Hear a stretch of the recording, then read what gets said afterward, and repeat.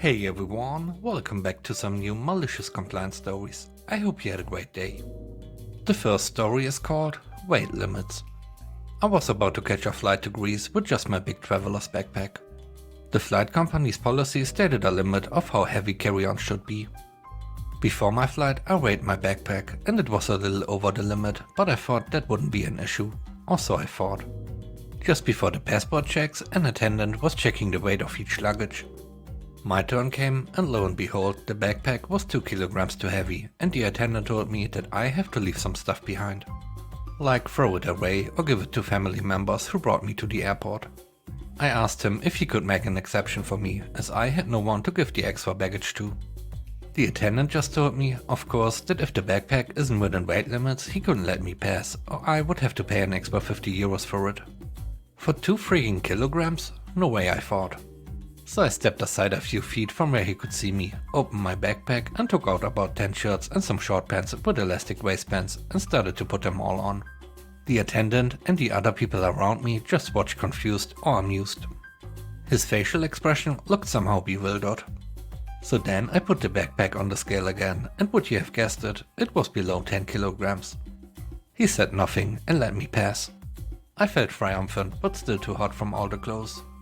After going through passport checks and TSA, I still had time to change back and stuffed all the shirts and pants back into my luggage. The next story is called Customer Care.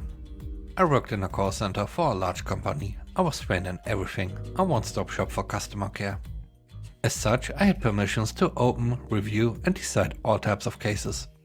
Karen calls in to report an issue. I paid $50 and I didn't receive my item. I requested transaction details and see that she did not make a purchase. She transferred funds directly to this person as a personal payment. I can see here that you sent this as a personal payment. This service is for friends and family and does not cover items not received, as it is not intended for purchasing items. She was my friend. Oh good, then I would recommend attempting to resolve this issue outside of our system, as we cannot open that dispute. What good is your company if you don't offer protection? We do, however, you choose to forgo that protection when you choose this payment type. It says so in large writing as you do it that it does not cover transactions for goods and services. There's a bit of back and forth here, where she argues that it's the company's fault she's chosen this option. She then claims that we shouldn't offer a service that has no protection. I advise her it has protections, but not against this scenario, as our other payment types offer that for a small fee that is taken from the merchant, not from her. So, what protection do you offer on this payment? We still protect against unauthorized payments under this type, but as this was authorized, we cannot dispute it. Well, I don't authorize it. I want you to dispute it as unauthorized. I can't do that, as you've informed me you've made the payment. Unauthorized in this case refers to a payment that is not made by you. You have already told me that you made this payment, so any case open to a dispute will be denied and will waste your time writing on the answer. I don't want to give you false hope. Karen goes off on one, yells the house down, asks to speak to her supervisor, yells at me because I'm not American. I'm Irish. When told I'm in a call center in Dublin, she loses it. She doubles down on making me open her case. I explain repeatedly that there's no point, as it will be denied. My break is coming, I'm hungry, it's midnight and I've had enough. Okay Karen, please just give me a moment to open your case here. I'm not gonna put you on hold or anything, but it will be silent for a moment while I work. And with that, I open the case. Okay Karen, the case is now opened. I'm reviewing it here and I can see that this is not an unauthorized payment. As such, I'm denying your claim. I can hear the vein on Karen's temple has just joined and made this a conference call, but I'm done here. Before she gets a chance to speak, I continue. I would recommend that you reach out to your friend to resolve this issue. Thank you, goodbye. And with that, I hung up. There was no fallout besides the fact that I made it to my break at the time I had agreed with a friend and had 15 minutes to talk about sport, make tea and eat a snack.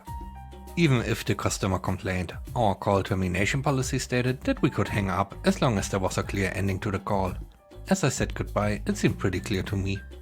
I loved that job for a while, as I was very good at it and could help any customer who wanted to be helped and even many who didn't. But some people are beyond help. Karen was their queen. The third story is called Boss Lady Wants It Clean. I was working at a bakery at the time, and the owner was probably the biggest candidate for anger management therapy that I've ever experienced. Her favorite catchphrase whenever someone pointed out that she was wrong to be yelling like a crazy person over tiny mistakes was, "Well, this is just what it's like in the restaurant industry." Note, we were minimum wage employees at a small town bakery that isn't franchised, not chefs in a fancy restaurant, which I'm assuming was the source of a rage-induced fantasy world. Whatever, it was her job, and I'm a passive person, so I just took my tongue lashings and did my best to keep my head down. We'll call her the boss lady. So one day, the woman assigned to train me, who we will call trainer, had me cutting some kind of fruit, or she was cutting lemons. She walked away to deal with a problem at the register, and the boss lady leaves her office a minute later. Keep in mind, I'm actively cutting fruits in the next space over, and not even occupying the space with the half-cut lemons. "Excuse me, why is the space dirty?" "Oh, the trainer was cutting lemons, but she had to go do something really quick." "Then why didn't you clean it up?" "Well, she's not done." "I don't care, the space is dirty, you need to clean it up." At this point, the trainer returns and sees the confrontation. "What's going on?" "This area is dirty and I need him to clean it up." "Oh, but I'm not done. I still need to finish cutting lemons." "I don't care. He needs to keep the space around him clean." They spend the next minute or so arguing, with the trainer looking at the boss lady like she's a crazy person. Here's the malicious compliance. Eventually, I offer to throw away the lemons since she wants me to clean the space. I watch as self-righteousness wars with petty greed on her face. After a second, the desire to not waste perfectly good lemons defeated her Karen instincts. She walked away with a huff and a parting shot about how I need to make sure I keep things clean. Incidentally, I was getting fired a week later because, and I quote, "it's just not working out, and I realize part of that is my fault." She paid me for my week and a half of work in cash to avoid having to pay payroll tax and do paperwork. This was one of the highlights of my early 20s. The next story is called "You Have to Follow the Policy." Where I live, we have a severe drought this year. Restrictions have been placed on when and how much we can water. While I have spent the last couple of years working hard in my yard restoring it and making it nice, I support the efforts to conserve water, and my lawn is slowly turning brown. This year, our irrigation supplier installed meters to track usage and started sending reports to us on how we are doing. My first two reports showed that I was using 50 and 57% of what I would be expected to use for my yard in a normal year. I thought that was pretty good, but nowhere on the letter did it say what percentage I should be shooting for. So being a good citizen, I decided to call the company and asked if 57% was acceptable or if I should try and cut back more. Instead of being told a number to aim for, I got lectured that I had been watering my lawn every other day when I was supposed to be watering only twice a week. I admitted that I had been watering every other day, but a very small amount, and that the watering plan I choose for myself resulted in less water consumed compared to what they suggested on their website. They said it doesn't matter, I am required to follow the watering plan listed on their website. If I continue to water the way I had been, I will be fined and eventually have my water cut off. So I said fine, I will follow your guidelines and adjusted my timer accordingly. By my math, my sprinkler will now be running about 25% more than they were previously. I'm sure my lawn will be grateful. The last story is called "Mr. Very Important Knows What He Wants." I work in building operations for some high-rise office buildings in sunny Southern California. I maintain anything within the building I fix. My background is HVAC, with plenty of certifications and experience in how things work. The building I'm currently at has covers on the thermostats to prevent tenants from messing with them. Side note, our HVAC system is a pneumatic system that uses air pressure to operate everything. You need a specialty gauge to check what the pneumatic signal is calling for, heating, cooling or nothing. This is why we don't let tenants adjust the thermostats, because without a gauge you are only guessing what you are doing. Anyways, Mr. Very Important puts in a call that he is way too cold.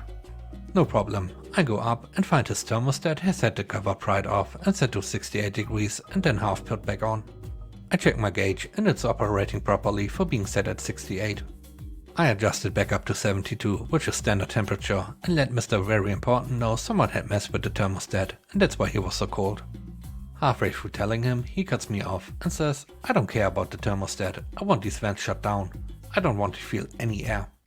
I try to explain to him that it will be a lot more comfortable in a few minutes and shutting the vents is not a good idea in the summer. Well, Mr. Very Important isn't having it. After all, he's very important and knows better than me how comfort cooling works despite my decade plus experience. And to top it off, he's an absolute jerk about the whole thing. After being cut off for the third time, I finally had enough and say, okay, no problem. You want the vents completely shut? And he responds, yes, if I feel any air blow on me, we are going to have issues that your boss will have to sort out. So I shut the vents completely at the damper at the AC box, no air will come out. Well, I've dealt with very important people before and I know what to expect, so I put a note on the work order. Mr. Very Important asked for no air to come out of the vents in his office, despite my objections, so vents have been shut per tenant request. The West Coast is going through a gnarly heatwave right now, so naturally Mr. Very Important puts in a call to the office that it is too hot. I accept the call, but I'm on my way doing my normal duties, which I'm very busy with, as we just had 1 of 4 people on our team leave. So it takes me 3 days to get back to Mr. Very Important's office and he's losing it. To be fair, his office was like a sauna. I'd be mad too if I had to work in that office. I asked if he wants his vents opened back up to allow the air to flow into his office and cool it down. The dude looks like I just kicked his dog when he realizes closing the vents was his demand that I tried to talk him out of. I open them up real quick because it's very easy and I leave. He didn't like being called out like that and called my property managers to complain. I'm not sure what they said back to him, but I certainly got a good laugh out of the whole thing. Thanks for watching the video, I hope you enjoyed it. If you did, please consider subscribing to the channel for more content. Let me know what you think about the video in the comment section below. I hope you have a great day, stay safe, bye bye.